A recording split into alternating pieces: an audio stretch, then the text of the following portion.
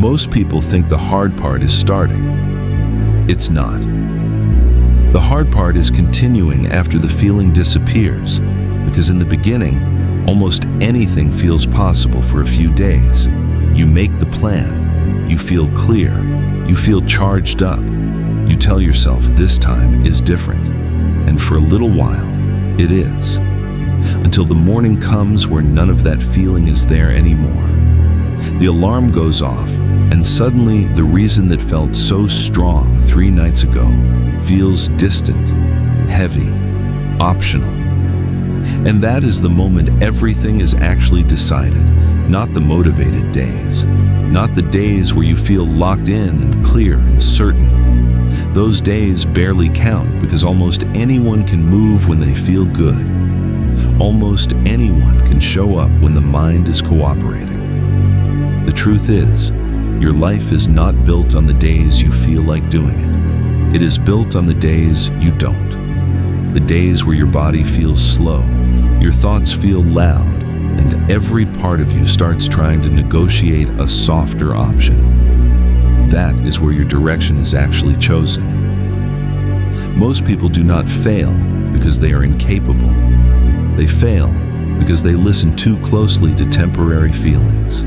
They wake up tired and suddenly treat that feeling like information. They mistake discomfort for misalignment. They think because something feels hard today, maybe it is not meant for them. So they step back, delay it, push it to tomorrow.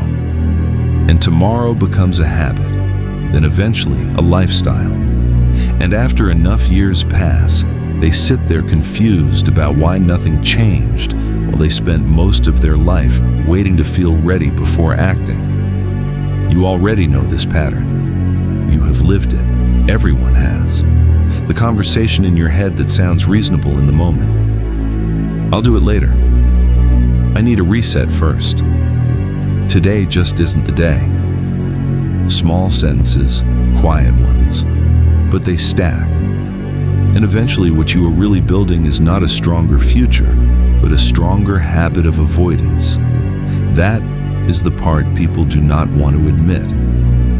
Every time you walk away from the thing you said mattered to you, you teach yourself something. You teach yourself that your word means less when comfort is involved. And that is why doing it when you do not feel like it matters so much.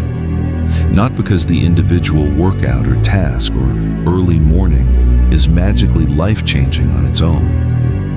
It matters because of what it does to the relationship between you and yourself. Every time you act against resistance, you send a message inward. You stop being someone who waits to feel ready and become someone who moves anyway, quietly, repeatedly, without needing the mood to cooperate first. At some point, you have to stop treating your feelings like commands. Feelings change by the hour. Some mornings you wake up certain, some mornings you wake up empty.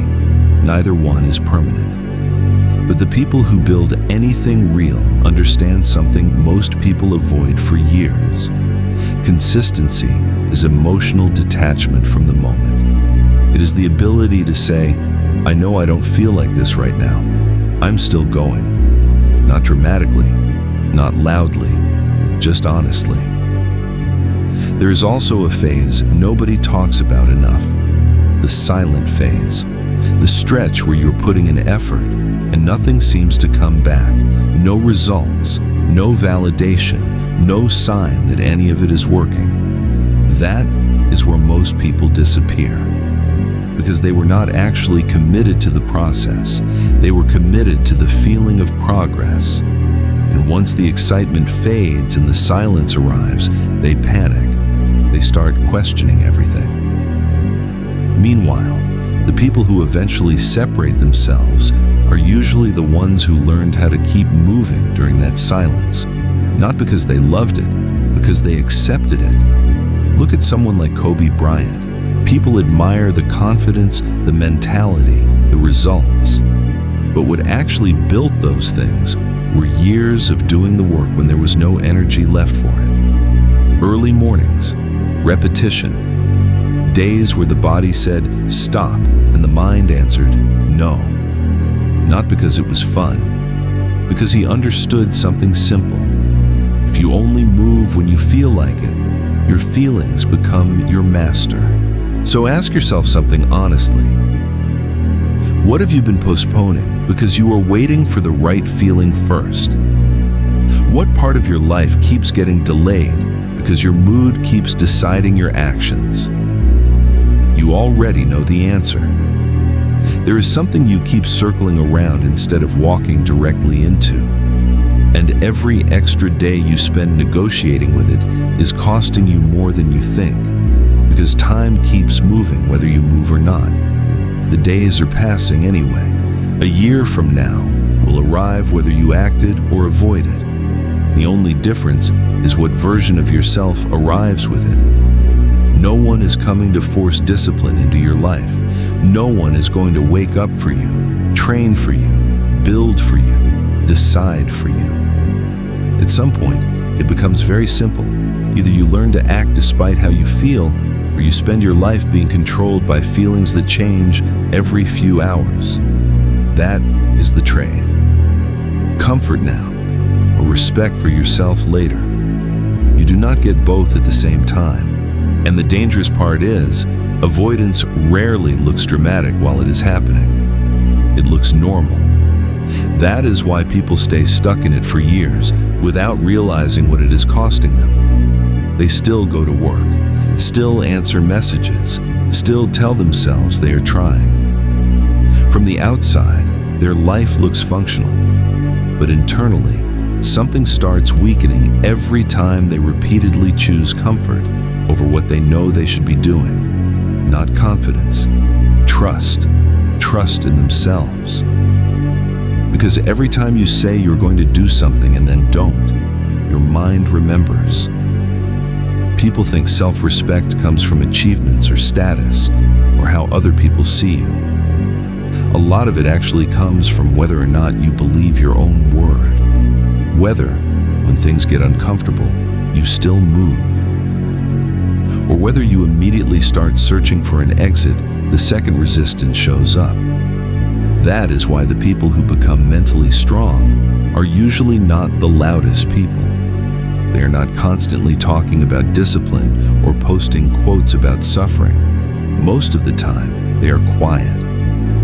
Because real discipline is not emotional, it is routine. It is a person getting up on a morning where nothing inside them wants to move and still handling what needs to be handled anyway.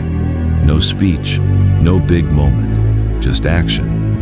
And over time, that changes a person, not instantly, slowly, almost invisibly, until one day you realize the thing that used to stop you does not stop you anymore. The excuses still appear, but they have less control over you. The discomfort is still there, but you are no longer shocked by it. You stop expecting the road to feel easy, and because of that, you stop panicking every time it feels hard.